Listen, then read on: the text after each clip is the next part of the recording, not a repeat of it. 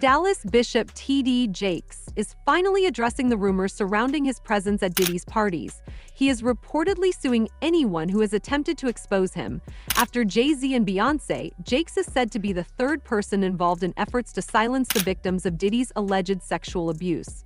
Questions remain about what D.Jakes was doing at Diddy's parties and what his alleged victim has to say about him. But the details become clearer as he tells reporters in a New York Times interview. Here we are.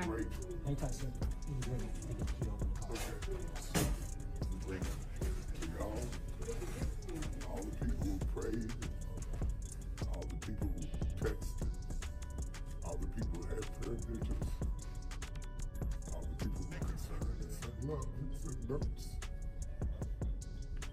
Just pray. Thank you. Didn't have to turn out this way. Just grateful. Not afraid to die. Don't want to hurt my kids. The people who love me, the church who needs me, the world who called me, the God who sent me. On November 25th, Bishop D.Jakes filed a defamation lawsuit against fellow pastor Dwayne Youngblood. Youngblood made serious accusations against Jakes, claiming that the pastor had tried to harm him when he was 18 years old. Youngblood reportedly had witnesses and phone records to support his claims. Since then, Bishop Jakes has been named in a lawsuit related to Diddy and has even been mentioned by Cat Williams in connection to the controversy. Come on in, let's talk. You can't even imagine being 18, 19 years of age. This person is killing it, and they're saying to you, come on in, let's talk. And so I did. I went in.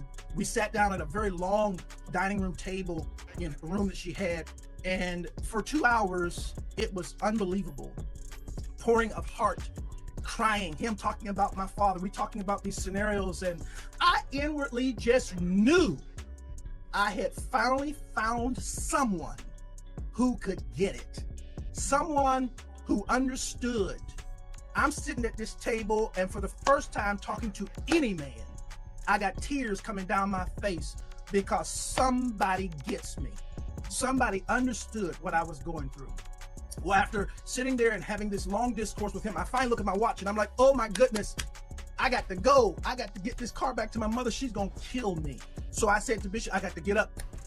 And I got up from the table, he got up from the table. He walked around toward the way I had to exit quicker than I got over there.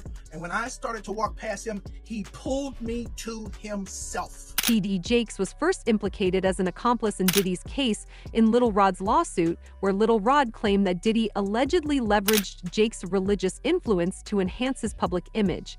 It's alleged that Jakes helped Diddy gain access to new victims and used his position as the leader of the Potter's House to aid in rehabilitating Diddy's reputation. While Jakes has denied any wrongdoing, he has remained largely silent about his presence at Diddy's parties. World-renowned Dallas pastor D.Jakes is named in a federal lawsuit against musician Sean Diddy Combs. It's filed by a producer that worked with Combs. It discusses how the singer planned to leverage his relationship with the bishop to soften the impact on his public image of Casey Ventura's lawsuit. Ventura is a former girlfriend of Combs who filed her own lawsuit in November alleging abuse, violence, and sex trafficking. Meanwhile, Combs' lawyer is criticizing the raids at two of the hip-hop mogul's homes in a federal sex trafficking investigation. He called them an unprecedented ambush. It comes as we're getting a new look inside Combs' L.A. house after the search by federal agents.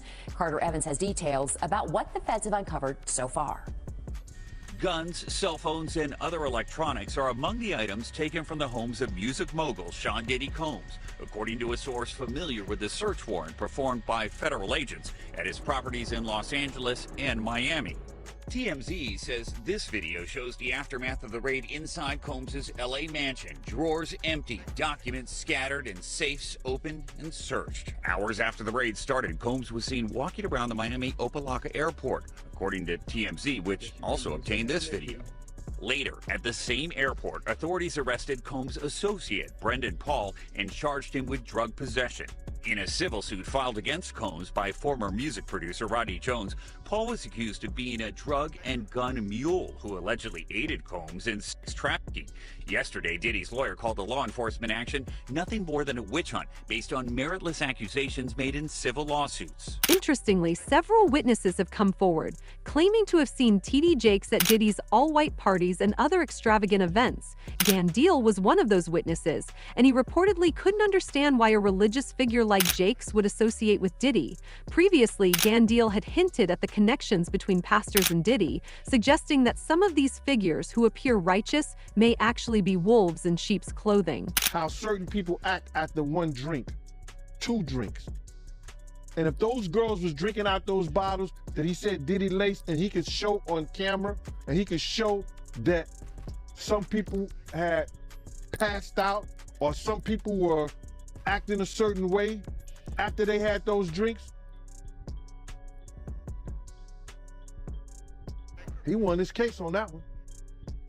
When you was around Diddy, was he doing drugs, like party drugs, like ecstasy and stuff like that? Diddy wasn't the dude he is today when I was around him. You understand? He had just started, when I was about to leave, he had just started with because he never smoked weed, he never smoked cigarettes, I never seen him do cocaine or none of that shit. You understand? He would have it for people to do it. You understand? It's certain of his girls like to do it, and he would make sure it would be there. But he wasn't the one that did it. Diddy didn't start getting hooked on drugs until he got hooked on those painkillers.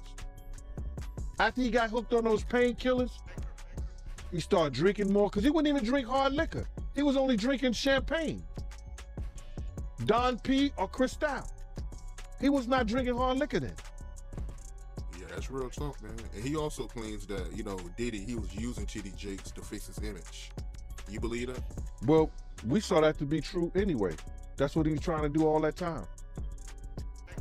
That's why D.Jakes was there. Diddy has a billion-dollar business empire, and his public image is something he values above all else. He donated millions to Pastor D.Jakes' mega church, and in exchange, Jakes played a key role in elevating Diddy's status in the public eye. Since being named in the lawsuit against Diddy, D.Jakes has reportedly come close to having a heart attack on stage due to the immense stress. Sources close to him say he is deeply concerned about being pulled into a legal quagmire because of his association with Diddy, and is desperate to keep any details from surfacing. I want to get right into it, man. How you feel about these rumors surrounding, Diddy and D.Jakes? Man, what I think about it is this, when I grew up in the church, the sinners was not supposed to have the same atmosphere with the saints. You have to be able to separate the two. So I'm looking at him as a saint going to a party that ain't nothing but sin, drinking, maybe fornication, man on man, woman on woman, he on she. But maybe he there to lay some hands on somebody. Maybe he there to save some souls. I know he got a contract with Revolt, so I'm just like, it's just real strange that he would be found at any kind of Diddy party or any kind of place with Diddy unless it's in a business atmosphere. So now what he's doing is he's making, man, he's making the Christians look real bad right about now. And you've been to these parties, right? Oh yeah, I was there when he was doing the white parties in the Hamptons and the whole 9 yards. So I know what goes on at the parties. If, they probably got a little bit more freakier, as time went on, because they got to the point whereas that they didn't even care. It used to be secretly, where people used to go to, separate rooms and different rooms, and they wasn't doing that out in the public, but now they don't care. Men kissing men and all this other stuff. It's crazy. So why do you think he was going to these parties? I think that he's going to the Diddy parties, bruh. If he's going, well, we know he's going to the Diddy parties, and I know that it's I know what usually happens at the Diddy party, or what we told this happened at the Diddy parties. Maybe he need to see it for himself, man. Maybe he need to go there and really be involved in some things that could help save some individuals while they go into those parties. Or maybe he just going to, man, it's hard to even talk about. Why would you find a religious man? Reports have surfaced that a pastor appears in tape seized during raids on Diddy's mansion in Miami. While the authorities have not confirmed the pastor's identity, if the claims of the alleged victims are accurate, this individual may be D.Jakes. These tapes are the primary reason why Jakes is reportedly concerned. He understands that if they are released to the public, it could ruin his career. All his celebrity friends is going to speak or say nothing until they're either contacted or they know what they really got. So you feel like they might be worried that they might be on tape at one of Diddy parties doing something they wasn't supposed to be doing? I think that the celebrities that may be worried is because what Lil Rob said. Lil Rob said in his affidavit that Diddy had every room taped and bugged. Diddy had, bro, can you imagine? He had every room taped and bugged, and they found little bugs and little tape recorders. I mean, little those micro projectors or whatever like that, or video cameras. They found them in the house, bro. So by them having those things in the house, and people know there's drugs, there's alcohol, there's loose women, there's loose men, woman on woman, man on man, all kind of crazy shit. Bruh, they just wondering who or when they're gonna let this stuff be known. Suggesting that the true motive behind Diddy and those around him allegedly abusing minors wasn't rooted in sexual desire, but rather a desire for power over their victims.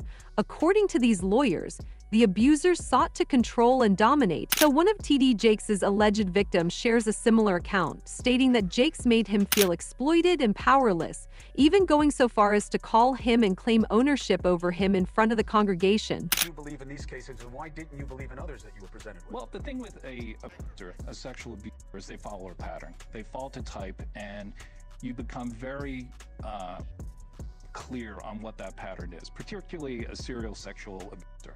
And these cases were all identical in the facts, identical in the story. It was beginning, middle, conclusion, They know each other? boom. None of them knew each Did other. you have them meet? No. Did you have them coordinate stories? No, no. Do you think they had any contact with each other before they came to you? Absolutely not. And when you were talking to them, well, first, the ones that you didn't take, why not?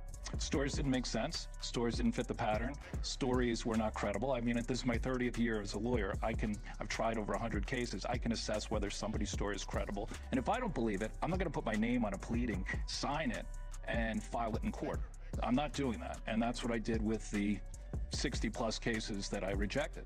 And this is not really your area of expertise. If people will look you up, celebrity lawsuits is not really where you make your bones. Why this?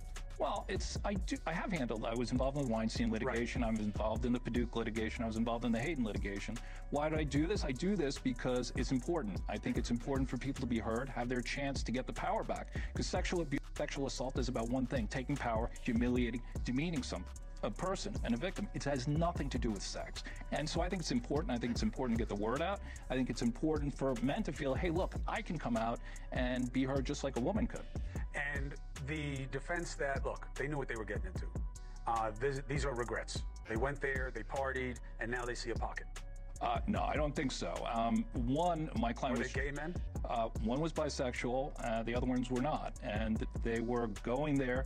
The client was bisexual, worked for Diddy. Diddy owed him money for doing errands for him and being his step and fetch, for lack of a better word. And I think it was a power move. It was a clear power move because this guy had the nerve to come to him and say, you owe me money. And so Diddy said, come on to the Intercontinental Hotel. He gives him the drug, knocks him out, sodomizes him. And I won't use the term that my client used, but I will. Jakes could potentially be another pawn under Diddy's influence. Allegations suggest that Diddy would invite celebrities and influential figures to his parties, drug them, and secretly record them in compromising situations.